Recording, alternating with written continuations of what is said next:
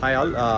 இன்றைக்கி நான் வந்து இப்போ எஸ்டர்டே நான் ஒரு மூவி பார்த்தேன், அதாவது வந்து ஏர் அப்படின்னு அமேசான் ப்ரைமில். இட் இஸ் அபவுட் நைக்கியோட நியூ ப்ராடக்ட் லான்ச். அதாவது வந்து நைக் வந்து மைக்கேல் ஜார்டனோட சேர்ந்து ஜார்டன் ஏர் அப்படின்னு லான்ச் பண்ணாங்க. ஸோ அந்த இதில் வந்து ரெண்டு இம்பார்ட்டன்ட் விஷயம் எனக்கு பிடிச்சி.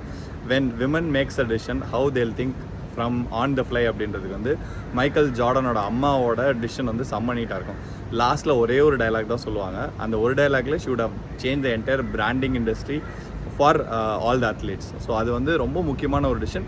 அதை வந்து நைக் சைடில் வந்து fill night which is CEO அவரும் அக்செப்ட் பண்ணுற விஷயம் ரொம்ப ஸ்மார்ட்டான விஷயமா இருக்கும்.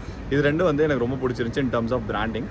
இதை தாண்டி வந்து ஒரு if you believe in something how much you are willing to bet அப்படின்றதுக்கு வந்து மேட் டேமனோட கேரக்டர் ஒன்று இருக்கும். So he would be marketing manager something like that. So அந்த மைக்கேல் ஜார்டன் வந்து அப்போ வந்து அன்னோன் ஃபேஸ். ஸோ அவர் மேலே இவரோட கரியர் ஃபுல்லாக பெட் பண்ணி இது ஒர்க் அவுட் ஆகலனா I'll be fired from here அப்படின்ற ரேஞ்சுக்கு போயிருப்பார். ஓகேங்களா? ஸோ அந்த கமிட்மெண்ட் ரொம்ப பிடிச்சிரும். அதில் வந்து they'll show lot of Nike principles. அதில் வந்து எனக்கு ரொம்ப பிடிச்ச பிரின்சிபல் எதுனா பார்த்தீங்கன்னா, your job is not done until the job is done. ஓகேங்களா? So like that there are lot of other principles. But இது வந்து ரொம்ப முக்கியமானது. ஸோ ரீசெண்டாக நான் பார்த்ததுலேருந்து மணி பால்க்கு அடுத்து இந்த மூவி வந்து ரொம்ப பிடிச்ச movie. So I recommend for every one to watch the movie. Especially in my டீமில் வந்து எல்லார்ட்டையும் அதை மேண்டேட்டரியாக மாற்றிட்டேன் நான்.